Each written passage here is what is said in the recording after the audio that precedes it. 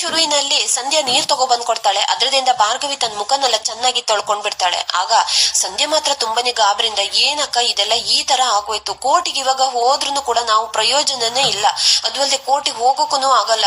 ಸಾಕ್ಷಿ pen drive ಅಲ್ಲಿ ಇತ್ತು, ಆ ಪೆನ್ ಡ್ರೈವ್ ಬೇರೆ ಕತ್ಕೊಂಡು ಹೋಗ್ಬಿಟ್ಟಿದ್ದಾರೆ, ಅಲ್ಲದೆ ಗಾಡಿನೂ ಬೇರೆ ಪಂಚರ್ ಮಾಡ್ಬಿಟ್ಟಿದ್ದಾರೆ. ಕತ್ಕೊಂಡು ಹೋದವ್ರು ಯಾರು ಅಂತ ನಾವ್ ಇವಾಗ ಅವ್ರನ್ನ ಹೇಗಕ್ಕ ಹುಡ್ಕೊಂಡು ಹೋಗೋದು ಅಂತ ಸಂಧ್ಯಾ ಹೇಳ್ತಿರ್ಬೇಕಾದ್ರೆ, ನೋಡ್ ಸಂಧ್ಯಾ, ಇವಾಗ ನಾವು ಆಗಿರೋದ್ರ ಬಗ್ಗೆ ಯೋಚನೆ ಮಾಡ್ಕೊಂಡು ಕೂತ್ಕೊಳ್ಳಕ್ಕೆ ನಮ್ಮ ಹತ್ರ ಟೈಮ್ ಇಲ್ಲ. ಪೆಂಡ್ರೈವ್ನ ಯಾರು ಕತ್ಕೊಂಡು ಹೋಗಿದಾರಂತ ಅವ್ರನ್ನ ಇವಾಗ ನಾವು ಹುಡ್ಕೊಂಡು ಹೋದ್ರೂ ಕೂಡ ಪ್ರಯೋಜನ ಇಲ್ಲ. ನೋಡು, ನಾವ್ ಇವಾಗ ಹೇಗಾದ್ರೂ ಮಾಡಿ ಕೋರ್ಟಿಗೆ ಹೋಗ್ಲೇಬೇಕು, ನಡಿ ಸಂಧ್ಯಾ ಅಂತ ಹೇಳ್ಕೊಂಡು ಅಲ್ಲಿಂದ ಇಬ್ರು ಕೂಡ ಓಡಕ್ಕೆ ಸ್ಟಾರ್ಟ್ ಮಾಡ್ತಾರೆ. ಇನ್ನ ಒಂದ್ ಕಡೆ ಕೋರ್ಟ್ ಅಲ್ಲಿ ಎಲ್ರು ಕೂಡ ವೆಯ್ಟ್ ಮಾಡ್ತಾ ಇರ್ಬೇಕಾದ್ರೆ, ಆಗ ಜಡ್ಜ್ ಅಲ್ಲಿ ಬಂದ ತಕ್ಷಣ ಎಲ್ಲರನ್ನು ಕೂಡ ನಿಂತ್ಕೊಂಡು ಅವರಿಗೆ ನಮಸ್ಕಾರ ಮಾಡ್ಬಿಡ್ತಾರೆ. ಸರಿ, ಎಲ್ಲರನ್ನು ಕೂಡ ಕೂತ್ಕೊಳ್ಳಿ ಅಂತ ಅವ್ರು ಹೇಳಿದ ತಕ್ಷಣ ಕೇಸ್ ನಂಬರ್ 144 ವಿಕ್ರಮ್ ಭೂಪತಿ ಹಾಗೆ ಸಂಧ್ಯಾ ಬೆಟ್ಟಗರಿ ಅಂತ ಹೇಳ್ಕೊಂಡು ಕೇಸ್ ಫೈಲ್ ಅನ್ನ ತಗೊಬಂದು ಹಾಗೆ ಜಡ್ಜ್ ಕೈಗೆ ಕೊಡ್ತಾರೆ. ಇನ್ನ ಒಂದ್ ಕಡೆ ಜಯಂತ್ ಹೆಂಡತಿ ಮಾತ್ರ ದೇವ್ರ ಮುಂದೆ ನಿಂತ್ಕೊಂಡು ಬೇಡ್ಕೊಂತ ಇರ್ಬೇಕಾದ್ರೆ, ಆಗ ಅಲ್ಲಿಗೆ ಶಕುಂತಲಾ ಮತ್ತೆ ಜಯಂತ್ ಅವರು ಬಂದ್ಬಿಡ್ತಾರೆ.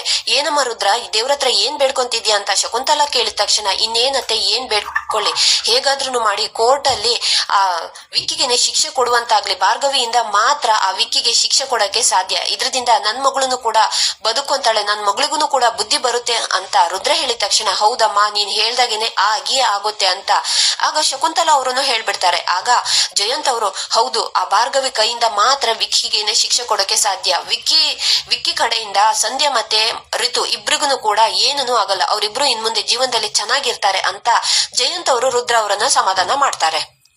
ಇನ್ನ ಒಂದ್ ಕಡೆ ಭಾರ್ಗವಿ ಮಾತ್ರ ಸಂಧ್ಯನ ಹಾಗೆ ಎಳ್ಕೊಂಡು ಕೋರ್ಟ್ ಕಡೆಗೇನೆ ಓಡ್ತಾ ಇರ್ತಾಳೆ.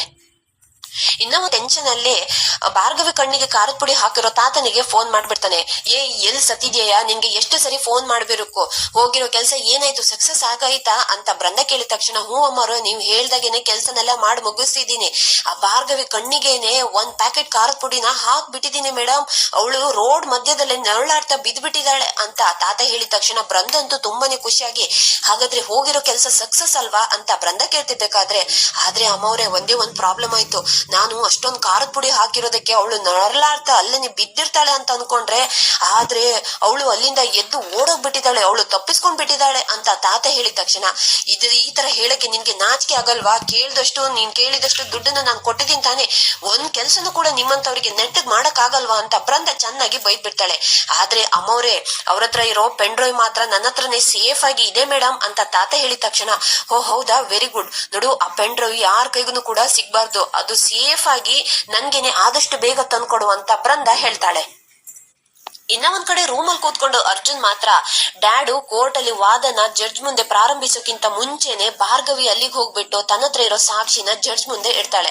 ಆಗ ಅದನ್ನ ಎಲ್ರು ಕೂಡ ನೋಡಿದ ತಕ್ಷಣ ಆಗ ಡ್ಯಾಡ್ಗುನು ಕೂಡ ತನ್ನ ಫ್ರೆಂಡ್ ಮಗ ವಿಕ್ಕಿ, ಅವನ್ ಬಂಡವಾಳ, ಅವನ್ ಬಣ್ಣ ಏನು ಅಂತ ಡ್ಯಾಡ್ಗುನು ಕೂಡ ಗೊತ್ತಾಗಿ ಅವರು ನಿಧಾನಕ್ಕೆ ಆ ಕೇಸಿಂದ ಹೊರಗಡೆ ಬಂದ್ಬಿಡ್ತಾರೆ.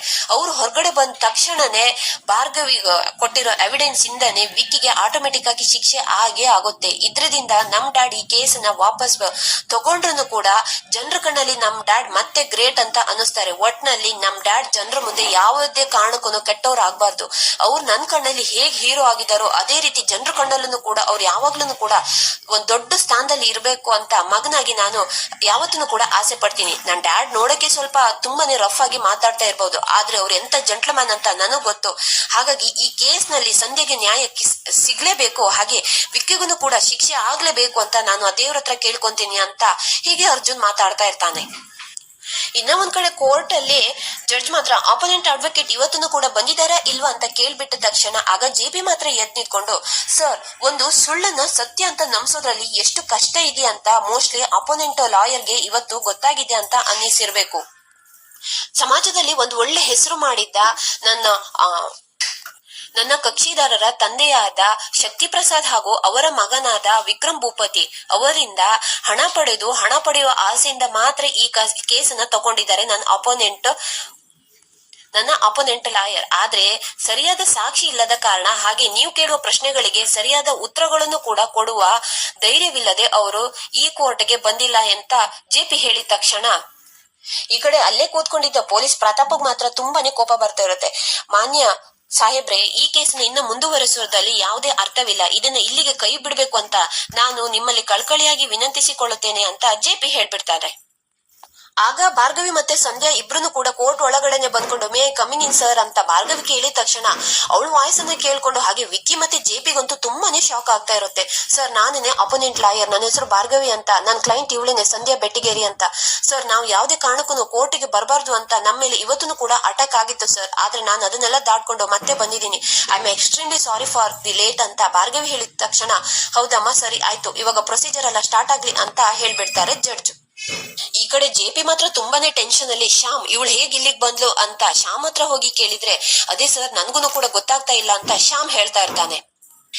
ಈ ಕಡೆ ಭಾರ್ಗವಿ ತನ್ನ ವಾದನ ಸ್ಟಾರ್ಟ್ ಮಾಡ್ಬಿಡ್ತಾಳೆ. ಇದು ನನ್ನ ಮೊದಲನೇ ಕೇಸ್ ಯುವರ್ ಆನರ್, ನಾನು ಸತ್ಯದ ಪರ ಹೋರಾಡ್ತೀನಿ, ಸತ್ಯನ ಕೊಡ್ಸ್ತೀನಿ. ಹಾಗೆ ನನ್ನ ಕಕ್ಷಿದಾರರಿಗೆ ಯಾವುದೇ ರೀತಿ ಅನ್ಯಾಯವಾಗೋಕೆ ನಾನಂತೂ ಬಿಡಲ್ಲ ಅಂತ ನಾನು ಹೋರಾಟ ಮಾಡ್ತಾ ಇರ್ಬೇಕಾದ್ರೆ ಹಲವಾರು ಬಾರಿ ನನ್ನ ಮೇಲೆ ಅಟ್ಯಾಕ್ನು ಆಗಿದೆ, ಹಾಗೆ ನನ್ನ ಮೇಲೆ ಕೊಲೆ ಪ್ರಯತ್ನನೂ ಕೂಡ ಆಗಿದೆ. ಇದು ಕೊಲೆ ಪ್ರಯತ್ನ ಆಗಿರೋ FIR ಅಂತ ಹೇಳ್ಕೊಂಡು ಆ ಕಾಪಿನ ತಗೊಂಡೋಗಿ ಜಡ್ಜ್ ಮುಂದೆ ಇಡ್ತಾಳೆ. ಆಗ ಜೆಪಿ ಎದ್ ನಿಂತ್ಕೊಂಡು ಅಬ್ಜೆಕ್ಷನ್ ಯುವರ್ ಆನರ್ ಅಂತ ಹೇಳಿದ ತಕ್ಷಣ ಅಬ್ಜೆಕ್ಷನ್ ಓವರ್ ರೂಲ್ ಅಂತ ಹೇಳ್ಬಿಡ್ತಾರೆ ಜಡ್ಜ್ ಅವರು. ಆಗ ಜೆಪಿ ಅಲ್ಲೇ ಕೂತ್ಕೊಂಡ್ಬಿಡ್ತಾರೆ. ಇನ್ನ ಒಂದ್ ಕಡೆ ಮನೆಯಿಂದ ಹೊರಗಡೆ ನಿಂತ್ಕೊಂಡು ಬೃಂದ ಮಾತ್ರ ಅಲ್ಲ ನಾನು ಹತ್ತು ಕರೆದು ಇಷ್ಟೆಲ್ಲ ಅಮ್ಮನ್ ಮುಂದೆ ನಾಟಕ ಮಾಡಿ ಹೇಗಾದ್ರೂ ಮಾಡಿ ಭಾರ್ಗವಿ ಕೋರ್ಟಿಗೆ ಹೋಗದೆ ಇರೋ ತರ ತಡಿಯಮ್ಮ ಅಂತ ಹೇಳಿದ್ರು ಕೂಡ ಅಮ್ಮ ಭಾರ್ಗವಿನ ಕೋರ್ಟಿಗೆ ಕಳಿಸಿದಾಳಂತಂದ್ರೆ ಅಮ್ಮ ಒಪ್ಕೊಂಡ್ಬಿಟ್ಟಿದಾಳ ಅಥವಾ ಭಾರ್ಗವಿನೇ ಅಮ್ಮನ್ ಮುಂದೆ ಏನಾದ್ರೂ ಹಠ ಮಾಡ್ಬಿಟ್ಟು ಅಮ್ಮನ್ನ ಒಬ್ಬಿಸ್ಬಿಟ್ಟು ಹೋಗ್ಬಿಟ್ಟಿದ್ದಾಳೆ, ಹೇಗೆ ಒಂದನ್ನು ಕೂಡ ಅರ್ಥ ಆಗ್ತಾನೆ ಇಲ್ವಲ್ಲ. ಮೋಸ್ಟ್ಲಿ ಅಮ್ಮನ ಹತ್ರ ಜಗಳನೆ ಮಾಡ್ಕೊಂಡು ಭಾರ್ಗವಿ ಕೋರ್ಟಿಗೆ ಹೋಗಿರ್ಬೇಕು ಅಂತ ಬೃಂದ ಹೀಗೆ ಯೋಚನೆ ಮಾಡ್ಕೊಂಡು ಮನೆ ಒಳಗಡೆ ಹೋಗ್ಬೇಕು ಅಂತ ಹೀಗೆ ಟರ್ನ್ ಆಗ್ತಾಳೆ. ಆಗ ಬೃಂದ ಅಂತ ಕರ್ಕೊಂಡು ಅಲ್ಲಿಗೆ ಪೂರ್ಣಿ ಬರ್ತಾರೆ.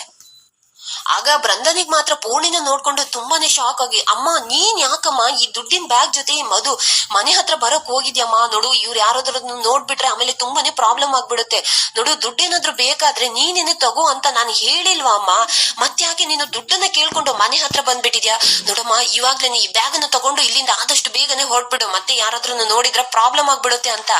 ಹಾಗೆ ಬೃಂದ ಹೇಳ್ತಿರ್ಬೇಕಾದ್ರೆ ಅಲ್ಲ ಬೃಂದ ಅವತ್ತು ಹೇಳ್ತಿದ್ದೆ ತವ್ರ ಮನೆಗ್ ಬಂದ್ರೆ ಯಾರನ್ನು ಕೂಡ ಕರೆಯೋರನ್ನೇ ಒಳಗಡೆ ಕರೆಯೋರು ಗತಿ ಇಲ್ಲ ಅಂತ, ನಾನು ಇವಾಗ ಮಗಳ ಮನೆಗ್ ಬಂದಿದ್ರೆ ಒಳಗಡೆ ಕರೆಯೋದು ಗತಿ ಇಲ್ಲ ಅಂತ ನನ್ಗೂ ಕೂಡ ಇವಾಗ್ಲೇನೆ ಅರ್ಥ ಆಯ್ತು ಅಂತ ಪೂರ್ಣಿ ಹೇಳ್ಬಿಟ್ಟು ಆ ತನ್ ಕೈಯಲ್ಲಿರೋ ದುಡ್ಡಿರೋ ಬ್ಯಾಗ್ ಅನ್ನ ತೆಗ್ದು ಬೃಂದನ್ ಕಾಲ್ ಕೆಳಗಡೆ ಬಿಸಾಡ್ಬಿಡ್ತಾರೆ. ಅಮ್ಮ ಈ ದುಡ್ಡನ್ನ ನಾನು ನೀನೇನೆ ಇಟ್ಕೊ ಅಂತ ಹೇಳಿದೀನಲ್ಲಮ್ಮ, ನನ್ಗೆ ಯಾಕಮ್ಮ ತಗೊಬಂದು ವಾಪಸ್ ಕೊಡ್ತಿದ್ಯಾ ಅಂತ ಬೃಂದ ಹೇಳಿದ ತಕ್ಷಣ ಅಯ್ಯೋ ಬೇಡಮ್ಮ, ಅದೇ ಈಗ ನಿನ್ ದುಡ್ಡಿನ ಗಂಟು ನಮ್ಗೆ ಆ ಮನೆಗೆ ತುಂಬಾನೇ ಭಾರವಾಗ್ಬಿಟ್ಟಿದೆ, ಅದೇ ಈ ನಿನ್ ದುಡ್ಡಿದೆಯಲ್ಲ ಅಲ್ಲಲ್ಲ ನಿನ್ ಮಾವನ್ ದುಡ್ಡಿದೆಯಲ್ವಾ ನಮ್ಗಂತೂ ಬೇಡಮ್ಮ ಅಂತ ಪೂರ್ಣಿ ಹೇಳಿದ ತಕ್ಷಣ ಬೃಂದಗಂತೂ ತುಂಬಾನೇ ಶಾಕ್ ಆಗುತ್ತೆ.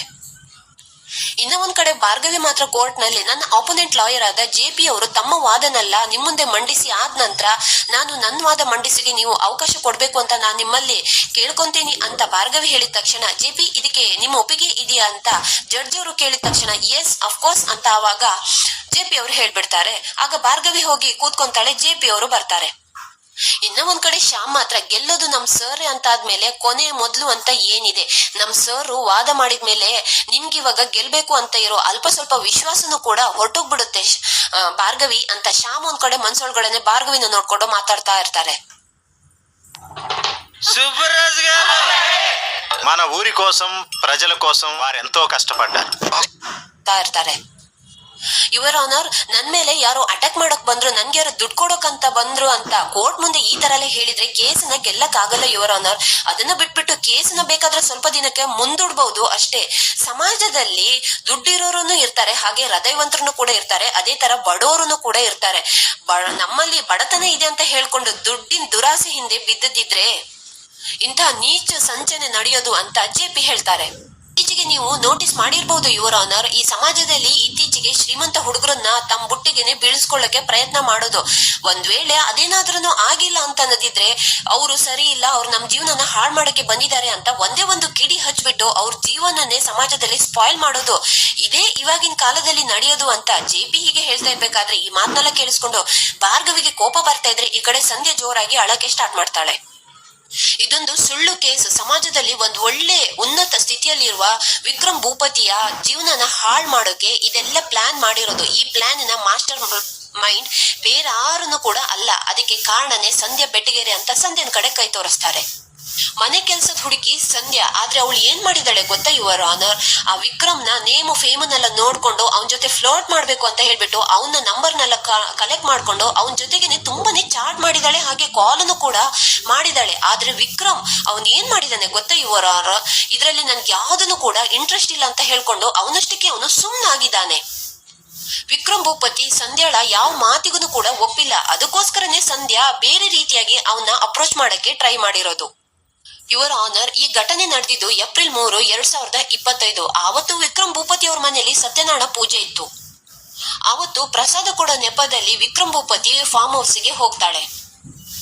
ಇವಾಗಿನ ಕಾಲದ ಮಕ್ಕಳು ಪಬ್ಬಲ್ಲೋ ಅಥವಾ ಕ್ಲಬ್ಬಲ್ಲೋ ಹೋಗ್ಬಿಟ್ಟು ಎಣ್ಣೆ ಪಾರ್ಟಿ ಮಾಡೋದಂತೂ ಸರ್ವೇ ಸಾಮಾನ್ಯ. ಆದ್ರೆ ನನ್ ಕಕ್ಷಿದಾರ ವಿಕ್ರಮ್ ಭೂಪತಿ ಆ ತರ ಮಾಡಿಲ್ಲ ಯುವರ್ ಆನರ್. ಅವನಿಗೆ ತನ್ನ ಸ್ಥಾನ ಹಾಗೂ ತನ್ನ ತಂದೆ ಸ್ಥಾನ ಏನು ಅಂತ ಚೆನ್ನಾಗಿನೇ ಗೊತ್ತು. ಹಾಗಾಗಿನೇ ಅವನು ತನ್ನ ಫಾರ್ಮ್ ಹೌಸ್ ಅಲ್ಲೇನೆ ತನ್ನ ಫ್ರೆಂಡ್ಸ್ ಜೊತೆಗೇನೆ ಸೇರ್ಕೊಂಡು ಪಾರ್ಟಿ ಮಾಡ್ತಾ ಇರ್ಬೇಕಾದ್ರೆ ಆಗ ಅದೇ ಟೈಮ್ಗೆ ಸರಿಯಾಗಿ ಸಂಧ್ಯಾ ಬೆಟ್ಟಿಗೆರನು ಕೂಡ ಅಲ್ಲಿಗೆ ಬರ್ತಾಳೆ. ಅದನ್ನೆಲ್ಲ ನೋಡ್ಬಿಟ್ಟು ಆ ಪಾರ್ಟಿನೆಲ್ಲ ನೋಡ್ಬಿಟ್ಟು ಅವಳಿಗೆ ಅದು ಕಣ್ ಕುಕ್ಕುತ್ತೆ.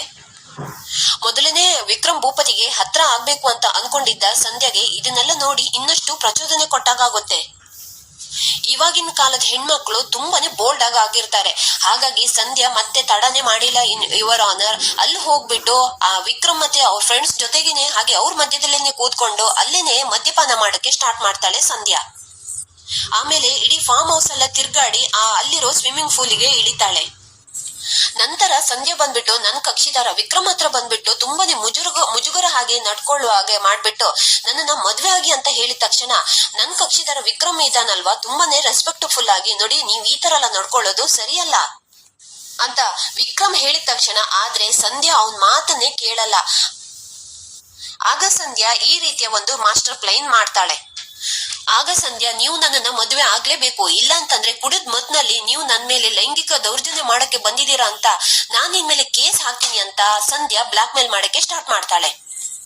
ಆಗ ವಿಕ್ರಮ್ ಫ್ರೆಂಡ್ ಅವ್ರೆಲ್ರೂ ಕೂಡ ಸಂಧ್ಯಾನ ಕನ್ವಿನ್ಸ್ ಮಾಡಕ್ಕಂತ ಟ್ರೈ ಮಾಡಿದ್ರು ಕೂಡ ಆದ್ರೆ ಅವ್ರು ಯಾರ ಮಾತನ್ನು ಕೂಡ ಕೇಳ್ದೆ, ಜಡ್ಜ್ ನೀವು ಸರ್ ನಿಮ್ ಮುಂದೆ ಈ ತರ ಎಲ್ಲ ನನ್ಗೆ ಮಾತಾಡಕ್ಕೆ ತುಂಬಾನೇ ಅಸಭ್ಯ ಅಂತ ಅನಿಸ್ತಾ ಇದೆ, ಆದ್ರೂ ಕೂಡ ಹೇಳಲೇಬೇಕು. ಸಂಧ್ಯಾ ತನ್ನ ಕೈಯಾರೆ ತನ್ನ ಬಟ್ಟನೆಲ್ಲ ತಾನೇನೆ ಹರ್ಕೊಂಡು ರೋಡ್ ಅಲ್ಲಿ ಬೀದಿಯಲ್ಲಿ ತಿರ್ಗಾಡ್ಬಿಟ್ಟು ನಂತರ ತನ್ನ ಫ್ರೆಂಡ್ ಭಾರ್ಗವಿನ ಕರ್ಕೊಂಡು ಪೊಲೀಸ್ ಸ್ಟೇಷನ್ಗೆ ಹೋಗಿ ಕಂಪ್ಲೇಂಟ್ ಕೊಟ್ಟಿದ್ದಾಳೆ.